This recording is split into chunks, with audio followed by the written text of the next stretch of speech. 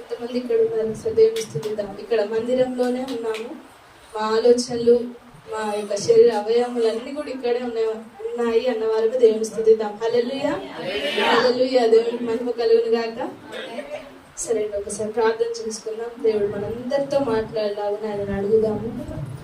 మన హృదయాలు ఎలా ఉన్నాయి అనేది ఆయనకు తప్ప ఎవరికి తెలియదండి. మనం ఎటువంటి విషయాల్లో జీవిస్తున్నాము, ఎటువంటి విషయాల ద్వారా వెళ్తున్నాము అనే ప్రతి ఒక్కటి కూడా దేవుడికి తెలుసు. కనుక మాట్లాడమని అడుగుదాం. ఒకసారి మన హృదయాలను సరిచేసే విధంగా, మన జీవితాలను సరిచేసే విధంగా మాట్లాడమని అడుగుదాము. నాతో మాట్లాడు ప్రభువా, నీవే మాట్లాడుమయ్యా. నాతో మాట్లాడు ప్రభువా,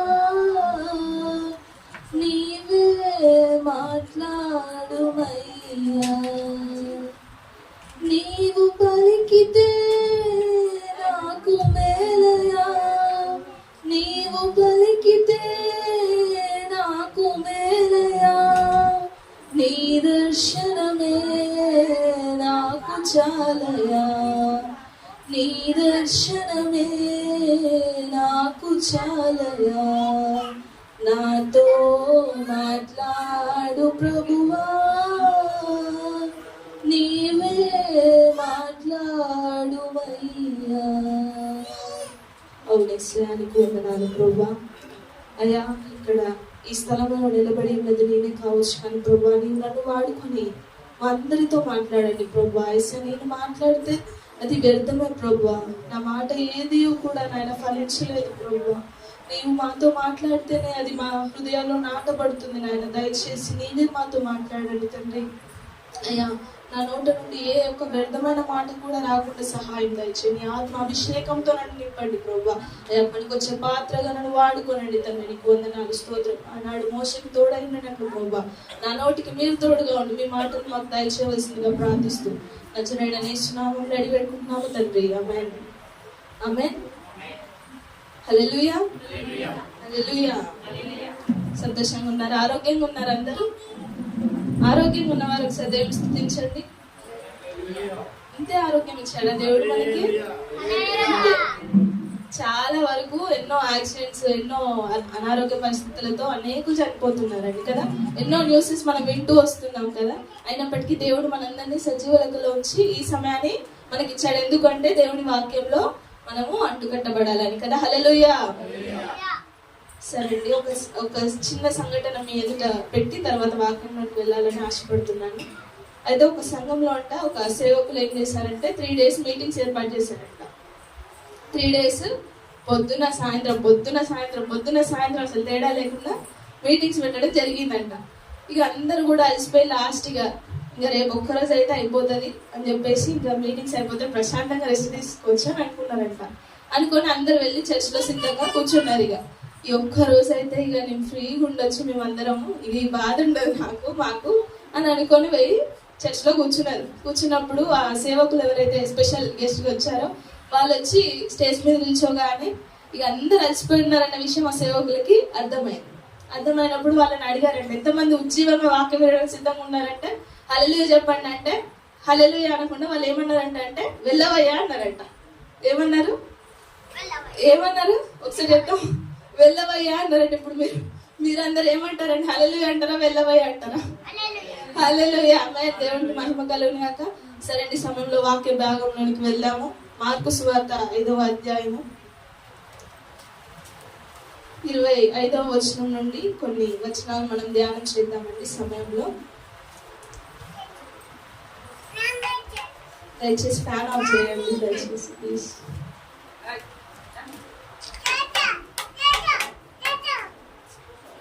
హల్లెలూయా. ఓకే, ఏంటి వాక్య భాగం వచ్చేసి మార్కు సువార్త 5వ అధ్యాయము 25వ వచనం. అంతకంటే ముందుగా అందరికి ఒక ప్రశ్న. బైబిల్లో చాలా మంది స్త్రీలను మనం చూసాం కదా. బైబిల్ ఎవరు తెరవకండి, ఎవరు చదవకండి, ఒక్క నిమిషం ఈ క్వశ్చన్కి ఆన్సర్ చెప్పండి. చాలా మంది స్త్రీలను మనం చూస్తాం కదా. ఒక స్త్రీ ఉందంట, 12 సంవత్సరాల నుంచి ఒక వ్యాధి లేదా రోగంతో ఇబ్బంది పడుతున్న స్త్రీ ఉంది. ఆ స్త్రీ ఎవరు, ఆమె బాధ ఏంటి, ఎవరనేది కాదు కానీ ఆమె బాధ ఏంటో చెప్పండి. ఎవరైనా రక్తస్రావం కలిగిన స్త్రీ కదా. దేవుడిని ఒకసారి చెప్పండి కూడా, దేవుడు నామమున మహిమపరుద్దాం. అందరం కూడా రక్తస్రావము కలిగిన స్త్రీ గురించి ఈరోజు మనం తెలుసుకోబోతున్నాం. ఎవరైనా చదివి సహాయం చేయగలరండి?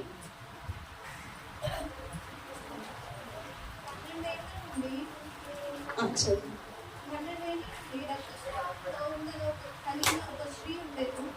ఆమె అనేక వైద్యుల చేత ఎన్నో తిప్పలు పడి తనకు కలిగినదంతయు వ్యయంగా చేసుకుని ఎంత మాత్రము ప్రయోజనం లేక మరింత సంకటపడేది.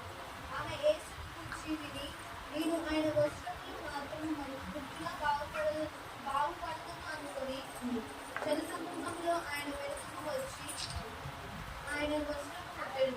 వెంటనే ఆమె రక్తధార కట్టెను. కనుక తన శరీరంలోని ఆ బాధ విహారమైనదని మళ్ళీ తర్వాత చదువుదాము. ఏంటంటే ఇక్కడ వచ్చిన పెద్ద సమస్య, ఆ స్త్రీకి ఏంటంటే 12 సంవత్సరాల నుండి రక్తస్రావ రోగం, అంటే ఇట్స్ బ్లీడింగ్ అని చెప్పవచ్చు కదా. మనకి కొద్ది నెలల నుంచి ఏదైనా బాధ ఉంటేనే మనం ఎంతో ఇబ్బంది పడతా ఉంటాం. ఒక 2 days ఫీవర్ వస్తేనే మనం ఏమవుతామండి, కల్లోలం అయిపోయి ఇక నా వల్ల కాదు, నేను చచ్చిపోతానేమో అని అనుకుంటాం. అట్లాంటి పరిస్థితి ఈ రోజులలో ఇప్పుడు మనకుంది కదా, అంతేనా? కానీ ఈ స్త్రీకి మాత్రం ఏంటంటే 12 సంవత్సరాలు అంటే 12 years నుంచి అంటే అది మాటలు కాదు, భరించడం కదా. అయితే ఈమెకి ఏం జరిగింది, ఈ స్త్రీకి రక్తస్రావ రోగం నుంచి ఏమనుకుందంటే విడుదల పొందాలి, ఈ యొక్క బాధ నుండి నేను విడుదల పొందాలి అంటే ఏం చేయాలి అని అంటే ఫస్ట్ ఆలోచన ఏమొచ్చింది ఈమెకి, అనేక వైద్యుల చేత ఎన్నో తిప్పలు పడిందంట. ఫస్ట్ వాక్యం అందరం దయచేసి ఇటు విందాము. తిప్పలు పడిందంట. మనం కూడా ఏం చేస్తూ ఉంటామండి, అందరము జ్వరం వస్తే ఏం చేస్తాం? హల్లెలూయా. జ్వరం వస్తే ఏం చేస్తారండి ఎవరైనా? హాస్పిటల్. ఫస్ట్ వచ్చే ఆలోచన, అంతకన్నా ముందు వచ్చే ఆలోచన ఏంటి? టాబ్లెట్ వేసుకోవాలి. టాబ్లెట్ వేసుకుంటే తగ్గిపోతుంది అని నమ్మి ఏం చేస్తాం? టాబ్లెట్ వేసుకుంటాం. కానీ తగ్గనప్పుడు ఏం చేస్తాం? ఇక డాక్టర్ గారు అని ఉరుకుంటూ హాస్పిటల్కి వెళ్ళిపోతాం కదా. డాక్టర్ గారు ఏమంటారు అప్పుడు? అమ్మ నీకు ఈ సమస్య ఉందని చెప్పినప్పుడు బ్లడ్ టెస్టో లేదో ఏదో ఒక టెస్ట్ చేసి మనకి రిపోర్ట్స్ అనేవి ఇస్తారు కదా. అదే విధానముగా ఈమె కూడా ఏం చేసిందంట, తిప్పలు పడింది. ఎలాంటి తిప్పలు అంటే చాలా హాస్పిటల్స్ చుట్టూ తిరిగింది, కానీ ఏమి యూజ్ కాలేదంట. సెకండ్ కిందికి వచ్చి చదివినట్లయితే తనకు కలిగినదంతయు వ్యయం చేసుకుని ఎంత మాత్రము ప్రయోజనం లేక మరింత సంకటపడను అని మనం చూస్తూ ఉంటామండి. హాస్పిటల్ పరిస్థితి ఒకసారి ఆలోచన చేస్తే ఎట్లా ఉంటుందండి? ఫస్ట్ పోగానే వాళ్ళు భయపెడతా ఉంటారు, నీకు ఇది వచ్చేసింది, ఇలా అయింది, ఇలా అది ఇది అని చెప్పి భయపెడితే మనకు ఏమైపోతే అక్కడే హార్ట్ అటాక్ వచ్చినంత పరిస్థితి అయిపోయి కుప్ప కూలిపోతాం కదా. అదే సిచ్యువేషన్ లో ఈమె కూడా ఉందంట. అట్లాంటి సిచ్యువేషన్ లోనే ఫస్ట్ పాయింట్ వచ్చేసి తిప్పల పడింది. మనం కూడా అనేక మార్లు ఏం చేస్తూ ఉంటామంటే ఏదైనా రోగం రాగానే లేదా ఏదైనా చిన్న జలుబు అటువంటి ఏమైనా వచ్చినప్పుడు ఏం చేస్తూ ఉంటాం? వెంటనే ఉరుకుతూ ఉంటాం. కానీ యాజ్ ఏ క్రిస్టియన్ గా లేదా దేవుని నమ్ముకున్న వ్యక్తికి ఏం చేయాలి? ప్రార్థన చేసుకోవాలి కదా. అది సపరేట్ టాపిక్ అని. అయితే కింది వచనంలో చూస్తే తనకు కలిగినదంతయు వ్యయం చేసుకో. వ్యయం అనగా ఎవరని చెప్తారా? వ్యయం అంటే ఏంటి? ఖర్చు చేయడం లేదా నష్టం, వ్యర్థంగా పోవడం. అయితే ఇక్కడ ఈ స్త్రీకి ఏం జరిగిందంటే 2 నష్టపోయిందంట. ఏమేమి చెప్పండి ఎవరైనా? 1 సమయం, 2 సంపద కదా. మనం హాస్పిటల్ పోయినప్పుడు ఏమవుతుంది? సమయం వేస్ట్ అయిపోతూ ఉంటుంది. కొన్నిసార్లు పొద్దున పోతే రాత్రి ఎప్పుడు వస్తూ ఉంటాం హాస్పిటల్ నుంచి, లేదా ఇంకా డబ్బు పెట్టాల్సి వస్తుంది. తప్పకుండా డబ్బు పెట్టింది అయితే ఎవరు కూడా మనకి హెల్ప్ చేయరు. ఇటు బస్ ఎక్కాలన్న డబ్బే, అక్కడ మెడిసిన్ తీసుకోవాలన్న డబ్బే, ప్రతి దానికి కూడా 2 నష్టపోయిందంట ఈమె. ఇంకోటి ఏంటంటే, ఇంకో మాట, ప్రయోజనం లేక మరింత సంకటపడను అంటే ఇబ్బందికరంగా మారింది. ఇంకా ఆమె డాక్టర్స్ దగ్గరికి వెళ్తే క్యూర్ అవ్వాలి కదా, క్యూర్ అవ్వలేదు. ఇంకా కూడా ఆమె ఆరోగ్యం ఇంకా క్షీణించిపోయి ఇంకా ఇబ్బంది పాలైపోయిందంట.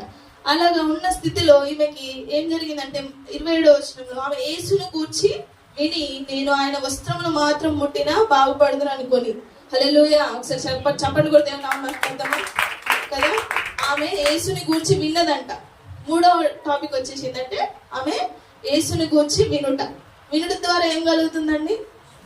విశ్వాసం కదా. ఇక్కడ ఎంతమంది వీళ్ళు చెప్పిన అంటే ఎవరో ఒక సాక్ష్యం చెప్పుట ద్వారా ఇక్కడ ఎంతమంది రక్షించబడ్డారు? ఒకసారి హల్లెలూయా చెప్పండి.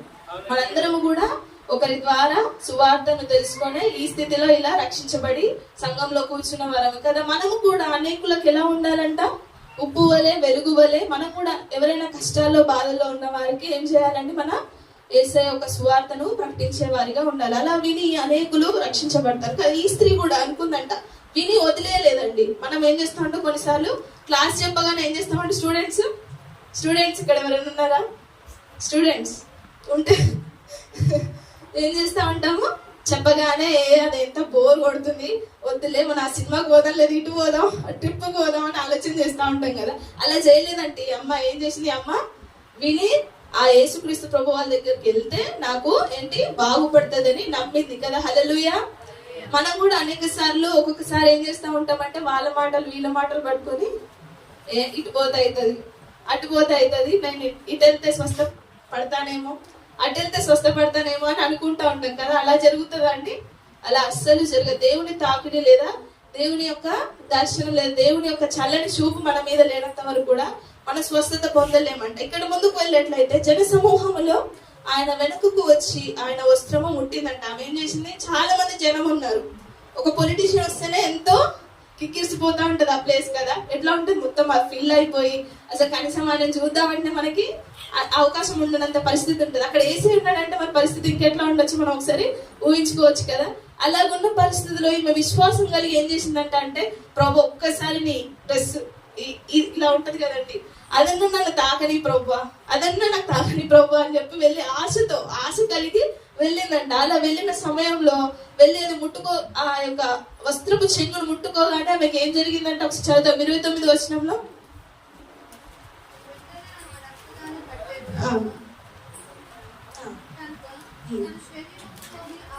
హల్లెలూయా, ఆమేన్ కదా. హల్లెలూయా చెప్తాం ఒకసారి. హల్లెలూయా. ఆ వస్త్రపు చెంగును ముట్టుకోగానే ఆమె యొక్క శరీరంలో ఉన్న బలహీనత, ఆ బాధ ఏదైతే ఉందో అది ఏమైందంట? నివారణ మీన్స్ స్టాప్ అయిపోయింది కదా. ఒక్కసారి మనం ఆలోచించేద్దాం. ఒక 2 days ఫీవర్ వచ్చి మనం ఇలా పడుకోని ఉండి కొంచెం రిలాక్స్ అవగానే మనకి ఎలా ఉంటుందండి? అబ్బా ఎంత లోకాన్ని అంతా జయించిన ఫీలింగ్ మనకు ఉంటుంది కదా. లాస్ట్ జనవరి మాసంలో నా పరిస్థితి, సేవకుల పరిస్థితి అదే అయిందండి. చాలా విపరీతమైన జ్వరం. ఎప్పుడు చూసినా 102 నుంచి పోలేదు. అట్లాంటి పరిస్థితి నుంచి దేవుడు మమ్మల్ని కాపాడాడు. హల్లెలూయా. అదే విధంగా ఇక్కడ ఈ స్త్రీ పరిస్థితి కూడా అదే ఉందంట. ఏంటి? ఆ యొక్క రక్తస్రావ రోగం నుండి 12 సంవత్సరాల నుంచి ఇబ్బంది పడుతున్న ఆ స్త్రీ యేసయ్య వస్త్రపును ముట్టుకోగానే స్వస్థత కలిగిందంట. హల్లెలూయా. దేవుని నామానికి మహిమ కలుగును కాక. అదే విధంగా ఇంకా ముందుకు వెళ్ళినట్లయితే దేవుడి హస్తం అయితే ఇంతవరకు ఈ యొక్క స్త్రీ ఏం చేసిందంటే దేవుని వెతికింది. ఇప్పుడు ఈ 30వ వచనంలో చూస్తే యేసయ్య ఈమె గురించి వెతుకుతాడంటే ఎలానో చూద్దాం. ఒకసారి 30వ వచనం చదువుదాం.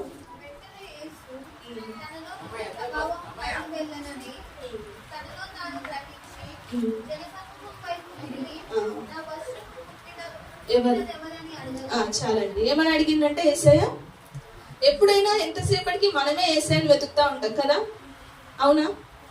మనమే యేసయ్యని వెతుకుతా ఉంటాం. కానీ ఇక్కడ యేసుక్రీస్తు ప్రభుల వారి ఆశతో ఎవరు నన్ను ముట్టుకుంది అని అడుగుతూ ఉన్నాడంట. అక్కడ యేసయ్య ఆ స్త్రీని వెతుకుతున్నాడు, లేదా అక్కడ అంత జనసమూహంలో తనని కనుగొనాలని ఆశపడుతున్నాడు. ఎందుకంటే తనలో నుంచి ఒక ప్రభావం వెలువడింది. మనం కూడా యేసయ్యని వెతుకుతున్న సమయంలో మనకి కూడా ఆ యొక్క ప్రభావము మనం కూడా పొందుకోగలం. ఎంతమంది నమ్ముతున్నారు? హల్లెలూయా చెప్పండి ఒకసారి. హల్లెలూయా కదా. నిజంగా యేసయ్యని వెతికితే ఆ యొక్క మనశ్శాంతి, ఆ యొక్క ఆనందం వేరే ఉంటుందండి. అది పొందుకున్న వారికే అర్థమవుతుంది. హల్లెలూయా. అలాగే ఈ అమ్మ కూడా ఏమైంది? అక్కడ స్వస్థత కలిగిన వెంటనే ఆ యేసుక్రీస్తు ప్రభుల వారు కూడా అక్కడ తన అడుగుతుండగా అప్పుడు ఏం జరిగిందంటే ఆయన శిష్యులు జన సమూహము నీ మీద పడుచుండుట చూచున్నావే, నన్ను ముట్టినదెవడని అడుగుచున్నావా అని. ఇక శిష్యుల పరిస్థితి ఎట్లుంటుందో చెప్పండి ఒకసారి. ఇంతమంది ఉన్నారు ప్రభా, ఇంతమందిలో నేను ఎవరు ముట్టుకున్నారో మేము చెప్పాలంటే ఎట్లా సాధ్యపడుతుందా? ఏదో 10 మంది ఉన్న చోట ఎవరు తగిలారు అంటే మనం గుర్తించగలుగుతాం. కానీ అంత క్రౌడ్ లో ఎప్పుడైనా ఎవరైనా ముట్టుకున్నది లేదా తగిలింది మనం అబ్జర్వ్ చేయగలుగుతామా? చేయలేము. కానీ అక్కడ శిష్యులు కూడా పాపం వేసారిపోయినారనమాట అలాగా అడగగానే. ముందుకు వెళ్ళినట్లయితే కానీ ఇక్కడ అద్భుతమైన విషయం ఏంటంటే యేసయ్య కూడా ఆ స్త్రీ కొరకు వెతకడం కదా. మనం ఎంతసేపటికి మనమే దేవుని వెతుకుతా ఉంటాం, కానీ దేవుడు కూడా మనపై తన చూపును మళ్లించేలాగా మనం బ్రతకాలన్నమాట కదా. ఈ రీసెంట్ ఒక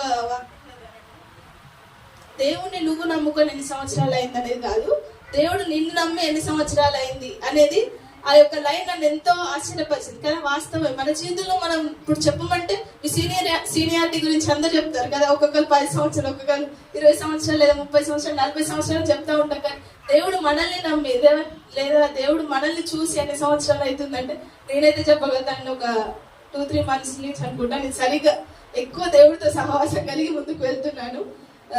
అది నాకు చాలా సంతోషంగా ఉంది. ఆయన హస్తము తాకగానే నేను మొన్న సండే కూడా చెప్పాను సాక్ష్యము ఏంటి అంటే నా స్పెట్స్ ఐస్ గురించి దేవుడు నా జీవితంలో చేసిన అద్భుతం. నిజంగా 5వ తారీఖు ఫిబ్రవరి 5వ తారీఖు అనుకుంటా ఆ యొక్క ఆత్మ సన్నిధి, ఆ ఆత్మ అభిషేకం అంతా నన్ను ఆవరించి ఉన్నప్పుడు నాలో జరిగిన మార్పు అనేది అది చాలా గొప్పనైనది అనమాట. అలాగా అనుభవించగలిగితేనే మనము సంపూర్ణ స్వస్థత పొందుకుంటాం కదా. హల్లెలూయా. ఇంకా ముందుకు వెళ్ళినట్లయితే 32 వచనం చదువుదాం ఒకసారి. కార్యము చేసిన ఆమెను కనుగొనవలెనని ఆయన చుట్టూ చూచెను. అప్పుడు స్త్రీ తనకు జరిగినది ఎరిగి భయపడి వణుకుచూ వచ్చి ఆయన ఎదుట సాగిన పడి తన సంగతి అంతయు ఆయనతో చాలండి. ఏంటంటే ఇక పని చేసింది ఎవరు అంటే, ఒక్కొక్కసారి ఏదైనా చిన్న దొంగతనం జరిగితే ఎవరైనా చెప్తారా ముందుకు వచ్చి నేనే చేసిన మేడం అని ఎవరైనా చెప్తారా? భయపడతారు అందరూ కూడా. తెలిసినా పక్కన వాళ్ళు చేసిరని తెలిసినా మనం కూడా చెప్పాం, ఎందుకంటే ఒక్కొక్కసారి దెబ్బలు పడతాయి కాబట్టి. అట్లా ఆ భయంతో చెప్పకుండా ఉండిపోతా ఉంటాం. కానీ ఇక్కడ ఈ స్త్రీని వెతుకుతున్న సమయంలో అంట ఆ స్త్రీ తనకంతట తాను ముందుకు వచ్చింది, యేసు ఎదురుకి వచ్చింది కదా. మనం కూడా కొన్నిసార్లు ఏమనుకుంటా ఉంటాం అంటే, చర్చికి వస్తే అమ్మో నా పాపం తెలిసిపోతుందేమో, నేను చేసిన ప్రతి పని అందరికి తెలిసిపోతుందేమో, లేదా అన్ని అలా తెలిసిపోతా ఉంటే నా గురించి అందరు ఏమనుకుంటారో ఏమో అనే ఫీలింగ్ తో మనం కూడా ఏం చేస్తూ ఉంటామండి, దాగి ఉంటాం, లేదా దూరంగా ఒక సీక్రెట్ గా ఉండడానికే ఇష్టపడతా ఉంటాం, రహస్యంగా ఉండడానికి ఇష్టపడతాం. కానీ యెహోవా కన్నులు మంచివారిని చెడ్డవారిని చూస్తూ ఉన్నాయని దేవుని వాక్యం చెప్తుందా లేదా? చెప్తుంది కదా. సామెతల గ్రంథంలో మాట ఉంటుంది, మీరు ఒకసారి ఇంటికి వెళ్ళాక చెక్ చేసుకోండి. హల్లెలూయా. అలాగా అందరినీ చూస్తున్నప్పుడు ఈ స్త్రీ తనకంతటే తానే ముందుకు వచ్చి ఏమని చెప్తుందంటే, తనకు జరిగింది తెలుసుకుంది. రియలైజేషన్ ఎంతమందికి ఉందండి? రియలైజేషన్ ఉన్నప్పుడే మనము రియాక్ట్ కాగలుగుతాం కదా. ఇక్కడ కూడా ఆ స్త్రీ రియాక్ట్ అయిందంట. ఏమని అంటే, దేవా నా పరిస్థితి ఇది, లేదా యేసయ్యా నా పరిస్థితి ఇది, నాకు 12 years నుంచి ఇబ్బంది ఉంది, బాధ ఉంది, ఈ బాధ నుంచి నేను విడుదల పొందాలనే ఆశతోనే నీ యొక్క వస్త్రపు చెంగులు ముట్టుకున్నాను, ఈ విధంగా నాకు జరిగింది అని చెప్పి అక్కడ తనకు తానే ఆయనతో చెప్పడం జరిగిందంట. అప్పుడు యేసుక్రీస్తు ప్రభువు వారు చెప్తున్నారంట చాలా మంచి మాట. చదువుదామా?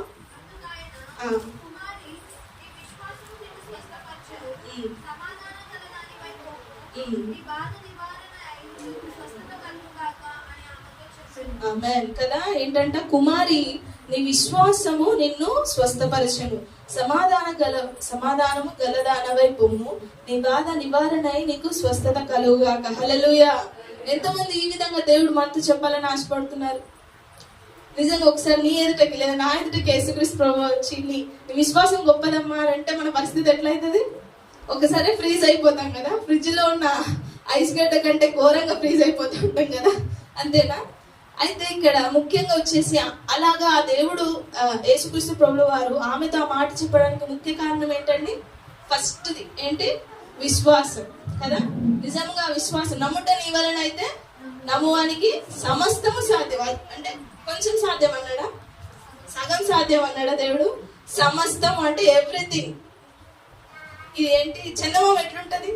ఫుల్ ఉంటది, హాఫ్ ఉంటది. దేవుడు మనకి అట్లాంటి ఏంటి సగం ఇవ్వలేదు, సమస్తము అన్నాడు. మనం సమస్తం పొందుకోవాలంటే మనం ఎలాంటి విశ్వాసం కలిగి ఉండాలి? పరిపూర్ణమైన విశ్వాసంలో మనం ముందుగాక. ఆమేన్. ఈ స్త్రీ అలాగే పొందుకొని తన యొక్క బాధ నుంచి విశ్వాసం కలిగింది ఉండింది కనుకనే తన త్రిప్పల నుంచి, తన బాధ నుంచి, అన్నిటి నుంచి విడుదల పొందిందంట. మన జీవితంలో కూడా మనం ఎట్లాంటి పరిస్థితిలో ఉన్నా, మనం ఎట్లాంటి ఇబ్బందిలో, ఇరుకులో, బాధలో ఉన్నా కానీ దేవుడు మన విశ్వాసాన్ని బట్టి మన జీవితంలో కార్యం చేస్తాడు, మనకి సమాధానాన్ని ఇస్తాడు, మన జీవితంలో అద్భుత సాక్షులుగా మనం నిలబెడతాడు. కనుక అందరం కూడా నిజమైన పరిపూర్ణమైన విశ్వాసం కలిగి ముందుకు వెళ్దాం కాక. అవకాశం ఇచ్చిన దేవాదేవుడికి, సేవకులకు ప్రత్యేకమైన వందనాలు. దేవుడి మాటలు దీవించిన కాక.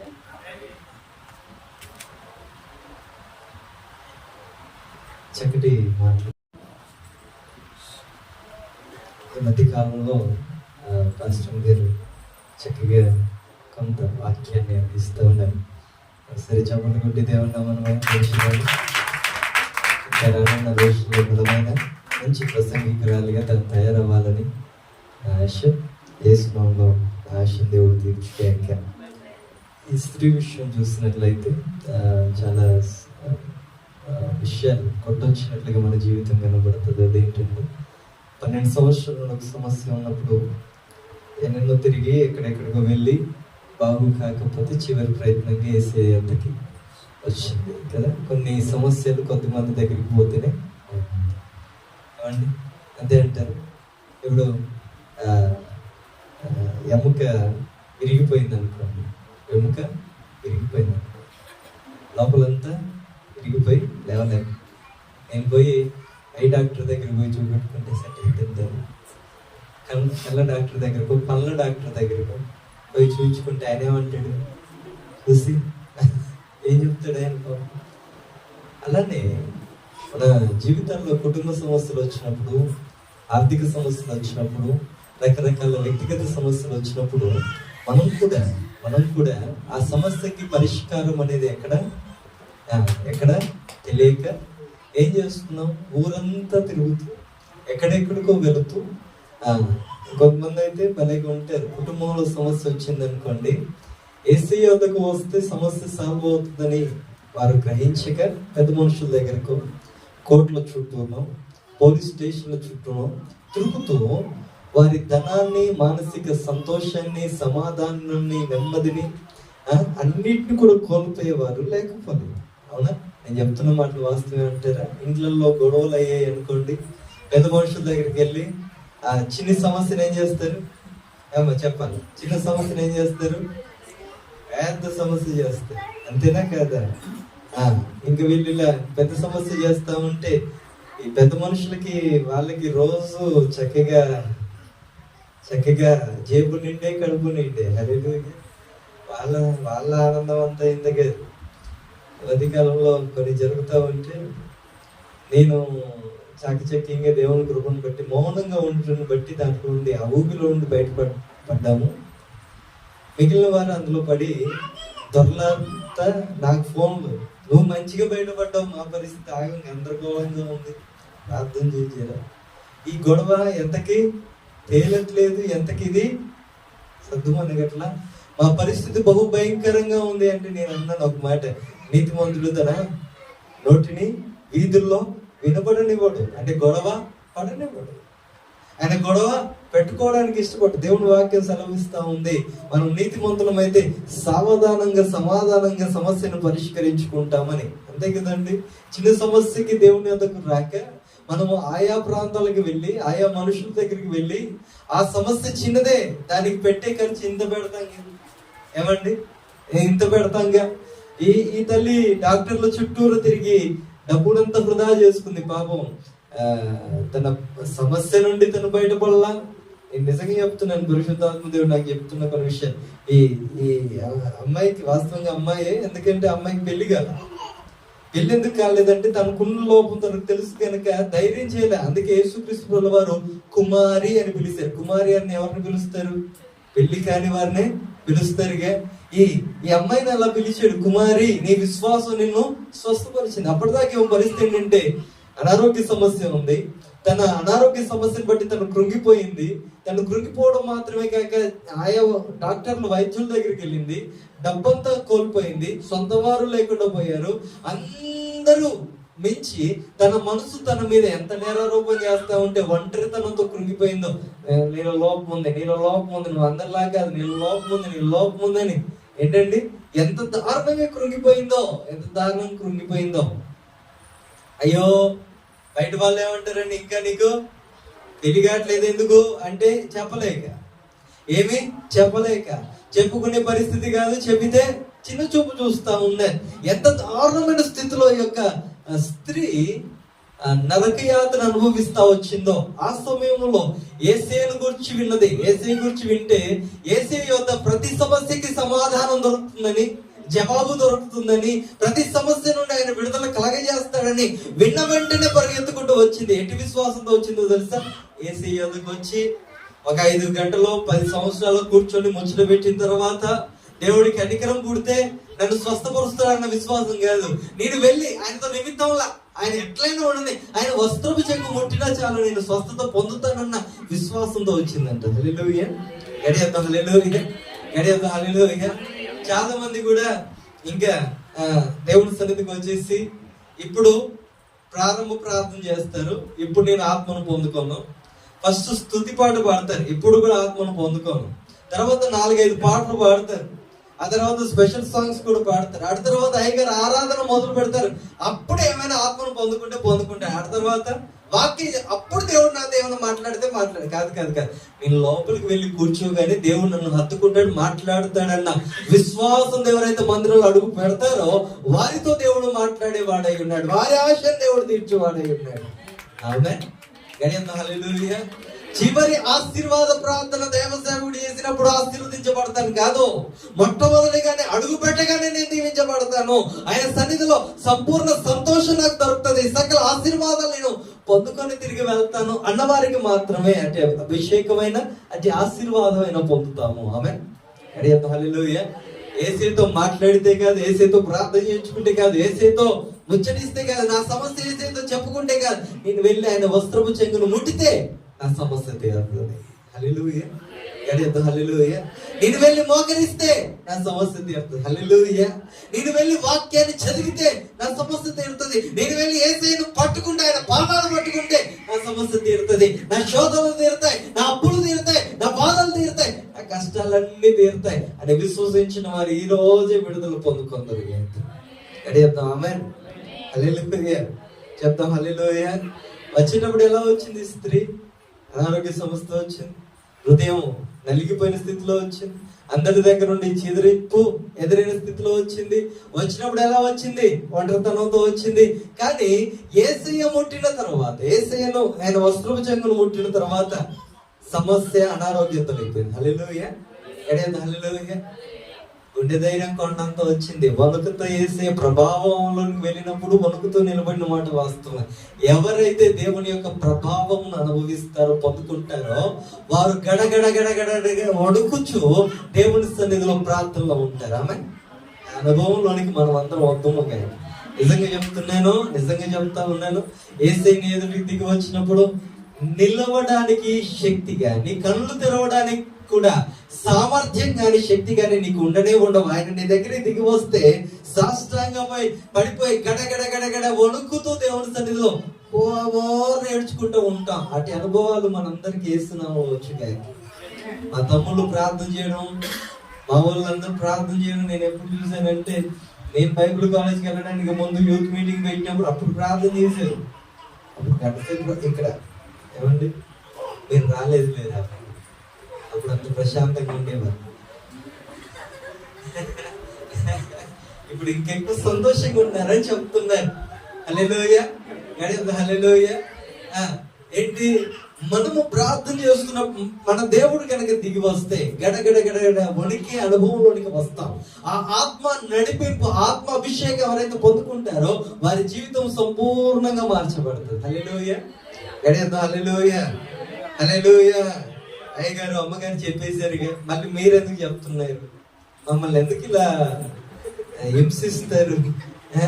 చెప్పేశారుగా, అయిపోయింది కదా, వదిలేయచ్చు కదా, మాకు అర్థమైంది కదా. నాకేమో దూరం నుండి వచ్చాక కాస్త 4 విలువైన మాటలు అందిస్తే వారమంతా మళ్ళీ కూర్చొని ప్రార్థన చేస్తారు, బలపరచబడతారని ఉంటుంది. తెలియని వారికి నేర్పిస్తే బాగుంటుంది కదా అని. అయ్యగారు కక్కేదాకా పెట్టకూడదు కదా అన్నట్టుగా ఉన్నారు మీరంతా కూడా. యేసునామంలో మరి కడుపు నిండా తిందురు ఇక. ఆమె గడగడ అనుభవాలు అయిపోయిన తర్వాత అక్కడ నుండి ఆమె ఒంటరిగా వెళ్ళాల, యేసయ్యతో వెళ్ళింది. హల్లెలూయా. యేసుని కలిగి అక్కడ నుండి వెళ్ళింది. అప్పటిదాకా గుండె అంతా నలిగిపోయిన స్థితిలో, హృదయము కృంగిపోయిన స్థితిలో ఉంటే ఇప్పుడు ధైర్యంగా ఉండగలిగింది. ఆమె కుమారి కాస్త శ్రీమతిగా మారినాడు తర్వాత. హల్లెలూయా. కుమారి కాస్త శ్రీమతిగా మారినాడు. ఆమె జీవితము కట్టబడి ఉండినాల. యేసునామములో దేవుని కృపను పొందుకొని అక్కడి నుండి వెళ్ళింది. ఆ రీతిగా మనము కూడా సంఘముగా యేసయ్య మీద విశ్వాసముతో దేవునితో పోరాడి గెలుచుకుందాము గాక. ఏదేమైనా ఎంతమంది అడ్డొచ్చినా, ఎన్ని వేల మంది ఉన్నా, 12 మంది శిష్యులు బౌన్సర్ లాగా నిలబడ్డారు. ఆయన తెలుసండి, 12 మంది రక్షణ వల్ల ఏం తెలుసు మీకు? చేతులు పట్టుకొని యేసయ్య మధ్యలో ఉండగా చుట్టూరా చేతులు పట్టుకొని వీళ్ళందరూ ఆయన నడుస్తా ఉంటే వీళ్ళందరూ ఎవరిని కూడా యేసయ్యని తాకకుండా నడిపిస్తా ఉన్నారు. బలం కలిగిన యవనస్తులైన శిష్యులు వాళ్ళందరినీ దాటుకొని, జనసమూహాన్ని దాటుకొని, శిష్యుల్ని దాటుకొని వచ్చి యేసయ్య వస్త్రం చెంగును ముట్టిందంటే ఆమె మామూలు ధైర్యం కాదు. మామూలు స్త్రీ ఎవరైనా ఎట్లా ఉంటదండి? 12 మంది శిష్యులు అలా ఉంటే స్త్రీ ఎలా ఉంటది? పక్కెళ్ళిపోద్ది ఇక వెంటనే. అంతేనా కాదా? దాటుకొని చొచ్చుకొని వెళ్ళి ముట్టింది. ఏది ఏమైనా ఎన్ని ఆటంకాలు వచ్చినా 12 సంవత్సరాల నుండి నేను పడ్డ బాధ దీని ముందు చిన్నదే. యేసయ్య దగ్గరికి వెళ్ళగలిగితే చాలు, అడ్డుగా ఉన్నవని దాటుకొని పోయి ఆయన ముట్టగలిగితే చాలు, స్వస్థత నా సొంతం అనుకున్నది, విశ్వసించి వెళ్ళింది. అద్భుత కార్యం ఆ జీవితంలో జరుగుట కనుగొన్నది, అనుభవించగలిగినది. ఆమె మనము కూడా దాటుకొని వెళుతుము గాక. బహుమాటాలని, పద్ధతులను, ఆచారాలని, పరిస్థితులను, కట్టుబాట్లని కొన్నిటిని దాటుకొని యేసయ్య దగ్గరికి వెళ్ళి స్వస్థతను పొందుకుందాము గాక, రక్షణను పొందుకుందాము గాక. అటు భాగ్యం దేవుడు మనకు అనుగ్రహించు గాక. మీరు కోరినట్లుగా ముగిస్తూ ఉన్నాయి. యేసు నామములో ప్రార్థన చేసుకోండి. ఆమె అందరు తలలో వచ్చినట్లయితే చిన్న ప్రార్థన చేసుకుందాం. తండ్రి పరిశుద్ధుడే, నీ పరిశుద్ధమైన నామాన్ని బట్టి ప్రార్థిస్తున్నాయి. ఆయన ఈరోజు చక్కగా మేమంతా నీ సన్నిధిలో గడపడానికి చూపిన కృపను బట్టి నీకు వందనాలయ్యా. అయ్యా చక్కగా అయ్యా నీ దైవ సేవకురాలని నిలబెట్టుకొని నువ్వు మాట్లాడిన విలువైన మాటను బట్టి నీకు వందనాలు. నిజమే.